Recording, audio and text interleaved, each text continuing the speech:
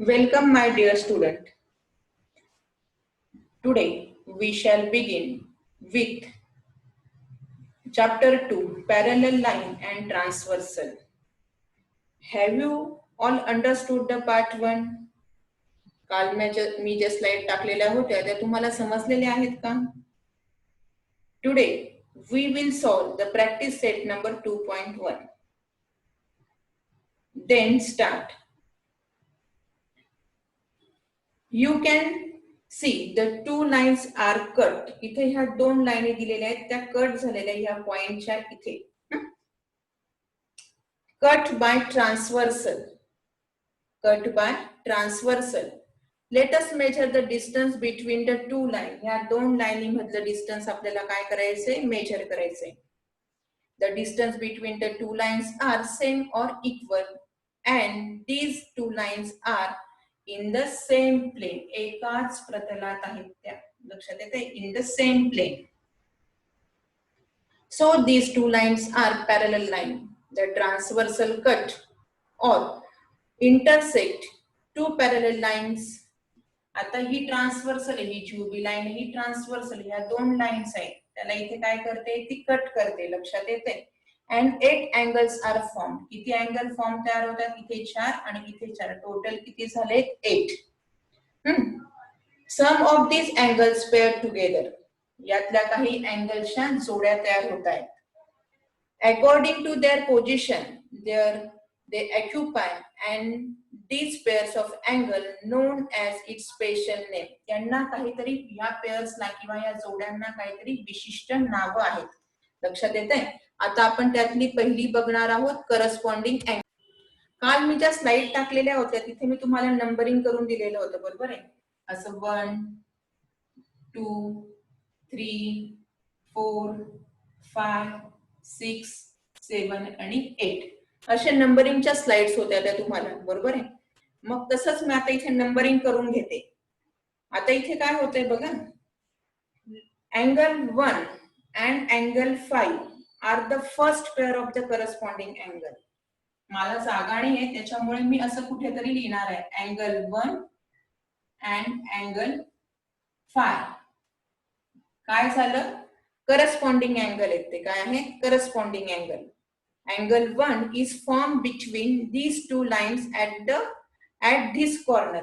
आता ही एक line black line मधली आणि ही लाईन यांच्या कॉर्नरला अँगल 1 फॉर्म होतोय. लक्षात येतोय? समजतंय का तुम्हाला? तसंच अँगल 5 कुठे होतो आहे? या दोन लाईनच्या हा जो सेकंड पॉइंट येतोय आपला तिथे हा अँगल काय होतोय? 5 फॉर्म होतोय. लक्षात येतंय? Angle 1 and angle 5 are formed at the matching corner. त्यांचे कॉर्नर कसे आहेत? सेम आहेत. And these angles are called as the corresponding angle.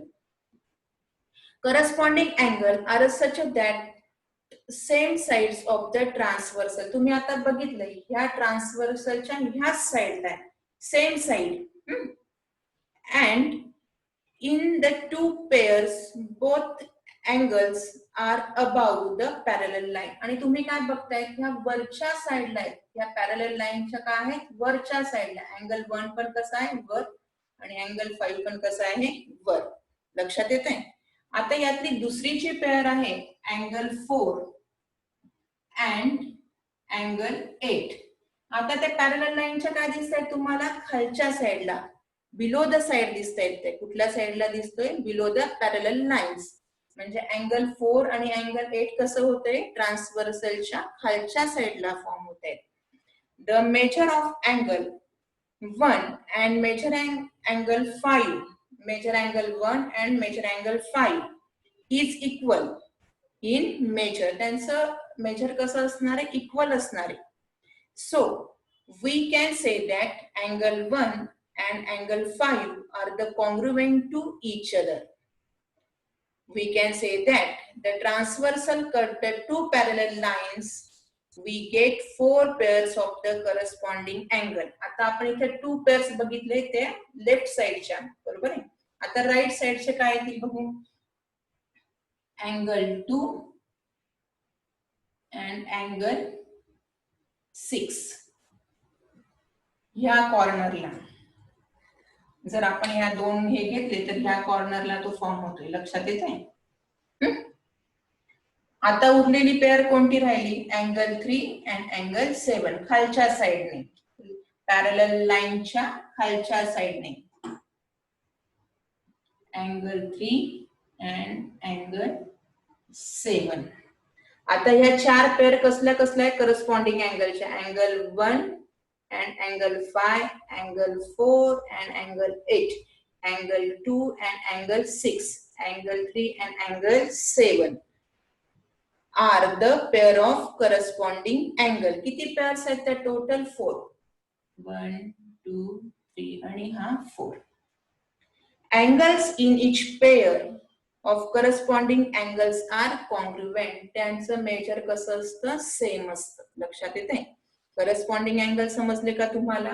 काय आहे? ह्या कॉर्नर वर आहेत, त्यातले दोन जे आहेत त्या पॅरलल लाईनच्या वर आहेत आणि दोन म्हणजे वन पेअर आणि ही सेकंड पेअर काय आहे? वरच्या साईडला आहे आणि दोन पेअर काय? खालच्या साईडला आहे. लक्षात आलं असेल तुम्हाला करस्पॉन्डिंग अँगल व्यवस्थित समजलेला आहे असं मला वाटतं आहे. आता आपल्या ह्या एक्झाम्पल मध्ये काय केले त्यांनी 2.1 च्या in adjoining figure each angle is shown by a letter. नंबर्सच्या ऐवजी इथे काय घेतले त्यांनी? लेटर घेतले. Fill in the box with the help of the figure. ह्या फिगरच्या मदतीने ह्या फिलिंग द ब्लँक तुम्हाला काय करायचे आहे? भरायचे आहे. अँगल पी दिसतोय तुम्हाला, बरोबर आहे. त्याची पेअर काय आली आता इथे? Angle W. काय आलं? Angle W. लक्षात येते. आता परत बघा, पुढचं काय दिलं? अँगल क्यू, बरोबर आहे. अँगल क्यू ला कोण आहे? तुम्हाला दिसतंय इथे कोण आलंय? एक्स. काय आली त्याची पेअर? काय आली? एक्स. मग लिहून घ्या तिथे angle X. Angle x pair आली, बरोबर आहे. नंतर काय आहे? अँगल आर आहे, त्याची पेअर काय आली? Angle Y. आणि अँगल एस ची पेअर काय आली? Angle Z. काय आलं? अँगल. करस्पॉन्डिंग अँगल आपण 2.1 मधला क्वेश्चन नंबर 1 बघितला, त्यातलं करस्पॉन्डिंग अँगल अँगल पी बरोबर कोण आलं? Angle W. कारण काय आहे? अबाउट द लाईन आहेत आणि कॉर्नर त्यांचे काय आहेत? सेम आहेत आणि एकाच साइडला आपल्याला काय पाहिजे? करस्पॉन्डिंग अँगल हवे, लक्षात येते. तसंच अँगल क्यू च्या बाबतीत पण आहे. अँगल क्यू ची पेअर काय आली? Angle X. Angle Y Y ची काय आली आहे? Angle R. आणि अँगल एस ची काय आलेली आहे? Angle Z. लक्षात आलं. आता तुम्हाला करस्पॉन्डिंग अँगल समजलेलं असेल असं मी गृहीत धरते. आता पुढचं घेते मी. आता घेते interior alternate angle. We know that the two parallel lines cut by the transversal 8 angle are formed. ट्रान्सव्हर्सलने दोन पॅरलल लाईनला कट केल्यावर काय तयार होत आहे? तुमचं काय तयार होत आहे? 8 अँगल फॉर्म होत आहे. हे तुम्हाला आता माहितीच झालेलं आहे, लक्षात येत आहे. Out of which angle 3 and बरं, मग आता इथे मी नंबर मी ते डायग्राम पहिले पुसून टाकले. आता परत नंबरिंग देते म्हणजे आपल्याला लक्षात येईल. 1 2 3 4 5 6 7 8. आता परत इथे बघा, angle 3 formed out of which the angle 3 and 4, 5 and 6 get formed by the interior side of the two parallel line. कुठले कुठले अँगल आहेत बघा? Angle 3, 4, 5, 6 formed by the interior sides of these two parallel lines. ह्या दोन parallel लाईनच्या आतमधल्या साइडला, आतमध्ये येते, लक्षात येते ना? आतमध्ये. Out of these 4 angles we get 2 pairs of alternate interior angle. आता हे आपल्याला 4 अँगल्स मिळाले. 1 2 3 4. या 4 पैकी या 4 कोणांच्या किती जोड्या तयार होणार आहेत? 2 जोड्या तयार होणार आहेत. किती जोड्या तयार होणार आहेत? 2. As we see here, the angle 3 are formed near the intersecting point 1. आता काय आहे, अँगल हा जो 3 आहे इथे कट केलेला हा आपला इंटरसेक्टिंग पॉइंट आपण 1 कन्सिडर करू आणि याला काय कन्सिडर करू 2. लक्षात येतंय का? याला काय कन्सिडर करायचंय 1 आणि याला काय कन्सिडर करायचंय 2. मग काय झालं इथे बघा, we see here the angle 3 are form near the intersecting point 1. या छेदन बिंदूजवळ हा अँगल 3 फॉर्म झालेला आहे. लक्षात आलंय? अँड अँगल 5, हा आता अँगल 5 आहे, are form near the intersecting point 2. इथे हा दुसरा छेदन बिंदू आलेला आहे, त्याच्याजवळ हा फॉर्म झालेला आहे. Because they lie on the opposite sides of the transversal. हे काय झालेलं आहे, ही ट्रान्सव्हर्सल ही मधली, लक्षात येते, तिच्या ह्या साइडला एक अँगल आहे आणि दुसऱ्या साइडला एक अँगल आहे, म्हणजे विरुद्ध दिशेला आहे. First side and second side, म्हणजे लेफ्ट साइड आणि राईट साइड. लक्षात येते, first on the left side and other angle on the right side. First angle आपला हा आहे 3, तर तो काय आलेला आहे आपला कुठल्या साइडला दिसतोय तुम्हाला, राईटला. आणि हा जो 5 आहे तो कुठल्या साइडला दिसतोय, लेफ्ट साइडला. The one angle on the upper of the parallel line. आता ही जी पॅरलल लाईन आहे बघताय तुम्ही, ही एक पॅरलल लाईन आहे, ही दुसरी पॅरलल लाईन आहे. त्यातला हा जो 5 आकडा आहे तो काय होतोय, पॅरलल लाईनच्या काय आहे, वर आहे. काय आहे, वर आहे. लक्षात येते, समजतंय का तुम्हाला, कुठे आहे तो, वर आहे. आणि हा 3 काय आहे, पॅरलल लाईनच्या काय आहे, खाली आहे, बिलो आहे. लक्षात घ्या तुम्ही. One angle upper the parallel line and other below the parallel line. These angles have same measure. यांचं measure पण काय असणार आहे, सेम असणार आहे. So the angles are congruent to each other. हे अँगल कसे आहेत, परत त्यांचं मेजर कसं आहे, सेम आहे. लक्षात येते. आता हे तुम्हाला आयडेंटिफाय करण्यासाठी आपण, तुम्हाला इंग्लिश लेटर शेवटचं झेड माहितीये, तर त्याप्रमाणे आपण याला काय करू शकतो, आयडेंटिफाय करू शकतो. हा झेड फॉर्म झाला. तर मग याच्याजवळ कुठला अँगल फॉर्म झालेला आहे,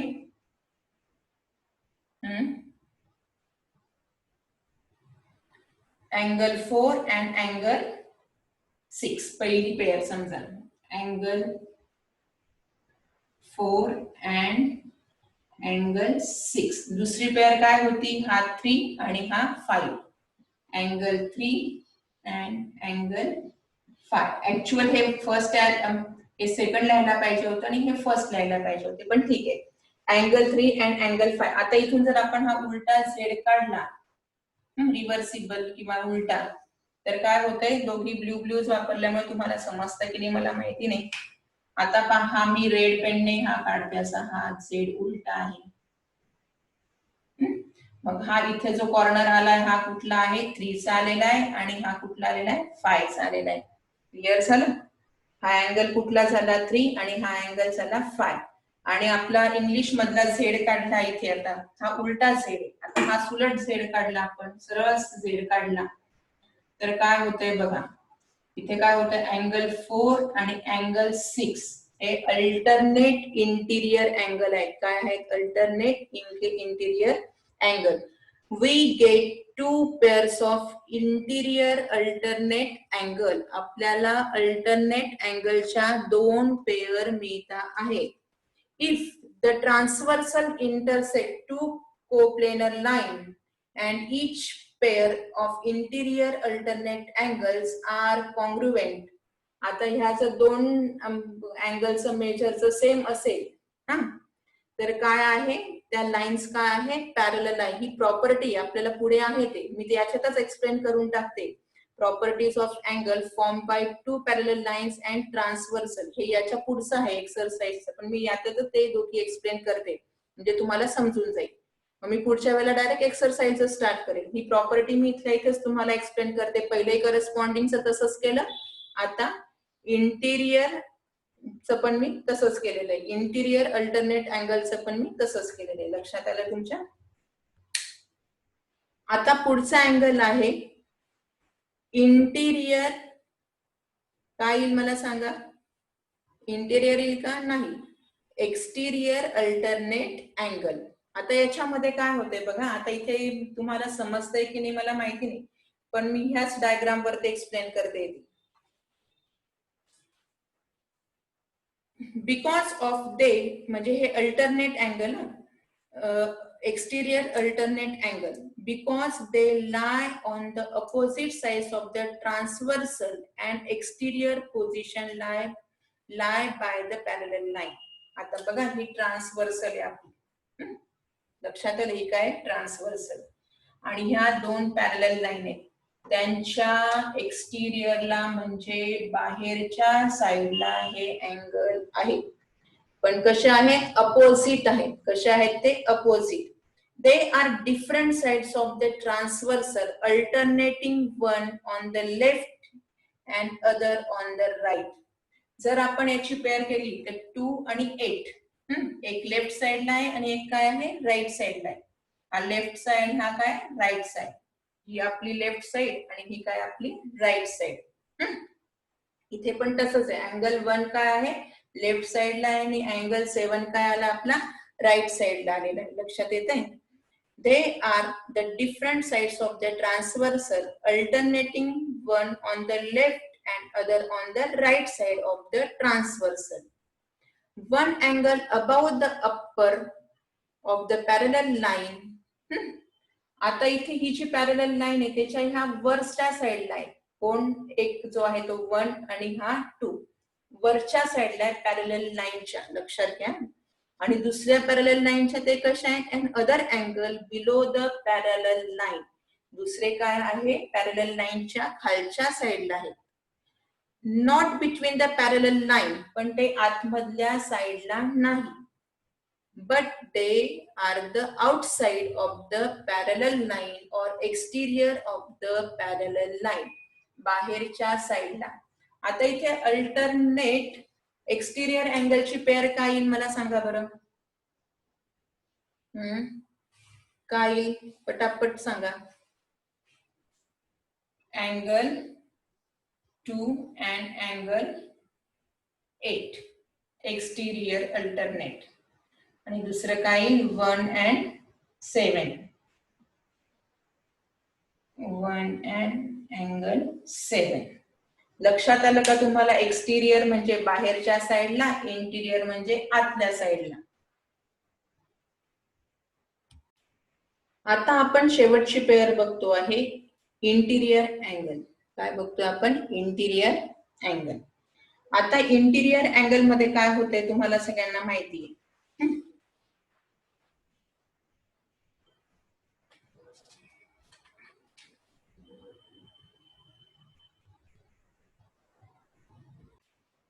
We know that the two parallel lines cut by the transversal 8 angles are formed. हे आपल्याला चांगलं माहिती झालं. छेदिकेने दोन पॅरलल लाईनला कट केल्यानंतर किती अँगल फॉर्म होत आहेत, 8 अँगल फॉर्म होत आहेत. लक्षात येते. त्यातलं आता आपण शेवटची पेअर बघतोय इंटिरियर अँगल. आता ह्या डायग्राम मध्ये बघा तुम्ही, इंटिरियर म्हणजे आतमधल्या साईडला अँगल 4, 5 आणि 3 आणि 6. लक्षात येते. Angle 4 and angle 5, angle 3 and angle 6 are the interior side of the two parallel line. आतमधल्या साईडला ही एक पॅरलल लाईन आणि ही दुसरी पॅरलल लाईन आहे. लक्षात येते. त्यांच्या आतमध्ये येते. काय होते आतमध्ये. आउट ऑफ दिस 4 अँगल, या 4 अँगल पैकी 2 pairs of interior angles are formed. 2 pair form होत आहेत त्यांच्या ह्या 4 अँगल पासून. अँगल 3 and अँगल 6 पहिली पेअर कोणती आहे, angle 3 and angle 6.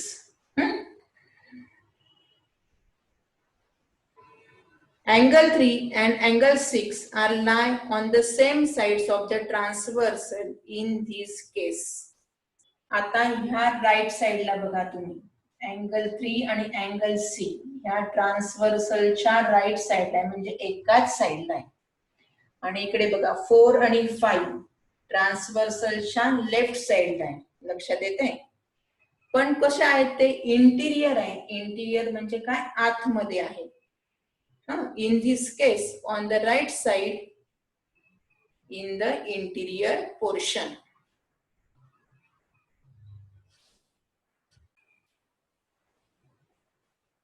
We can use the C letter or C shape for identify the interior angle. आता मी इथे हा C काढलाय, बरोबर आहे. याच्यामध्ये हा अँगल 4 आणि अँगल 5 तयार, म्हणजे हे काय झाले आपले, काय आहे, इंटिरियर अँगल आहे. Angle 4 and angle 5. दुसरी पेअर काय, अँगल 3 आणि अँगल C 6 आहे. मग हा इथे एक C तयार केलेला आहे आपण. त्याच्यामुळे ह्या कॉर्नरला आणि ह्या कॉर्नरला हा अँगल 3 आणि अँगल 6 आहे, बरोबर आहे. मग कुठले तयार झाले, हे इंटिरियर अँगल्स तयार झालेले. आता याची प्रॉपर्टीज लक्षात घ्या बाळांनो. These interior angles are supplementary also. त्यांची टोटल काय असते, 180 असते. कोणाची, angle 3 plus angle 6 is equal to 180 degree. काय होत आहे, 180 डिग्री येते. लक्षात येत आहे. तसंच अँगल 4 अँड अँगल 5 यांची मेजर पण काय येते, 180 डिग्री येते. लक्षात येते का. Now angle in each pair of interior angles are supplementary.